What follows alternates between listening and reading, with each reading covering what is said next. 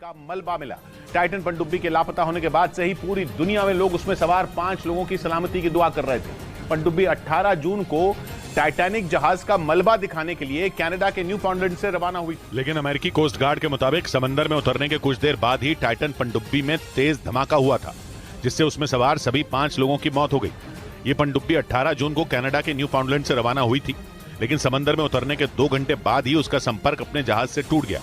जैसे ही ये खबर सामने आई, अमेरिका और कनाडा की रेस्क्यू टीमों ने अटलांटिक महासागर में सबसे बड़ा अभियान शुरू। फ्रांस की नौसेना भी इस अभियान से जुड़ गई, लेकिन 5 दिनों तक समंदर में चप्पे चप्पे की तलाशी के बाद उन्हें टाइटन पनडुब्बी का मलबा टाइटैनिक जहाज के मलबे के नजदीक मिला।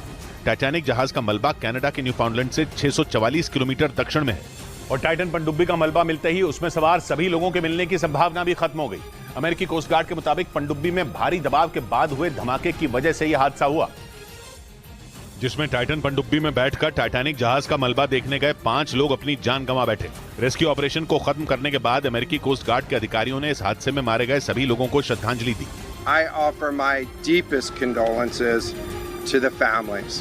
टाइटन पनडुब्बी में 5 लोग सवार थे, जिनमें ब्रिटेन के कारोबारी हैमिश हार्डिंग भी थे, जो एयरक्राफ्ट कंपनी एक्शन एविएशन के चेयरमैन थे।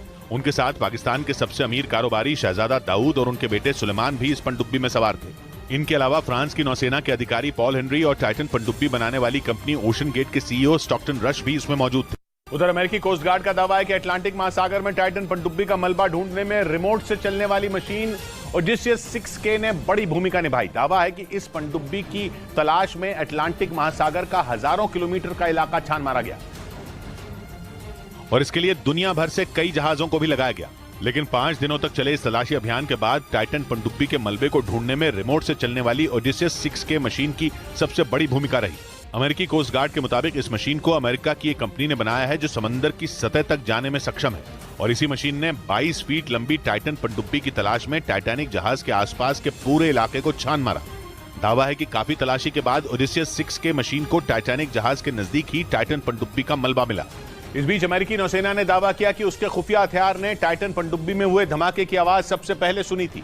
अमेरिकी नौसेना के मुताबिक उसने कई दिन पहले ये आवाज उसी जगह सुनी जहां अंतिम बार टाइटन पनडुब्बी ने अपने जहाज से संपर्क किया था, और इसके लिए अमेरिकी नौसेना ने एक ऐसे खुफिया उपकरण का इस्तेमाल किया जो समंदर की गहराइयों में किसी भी आवाज को आसानी से सुन सकता है। दावा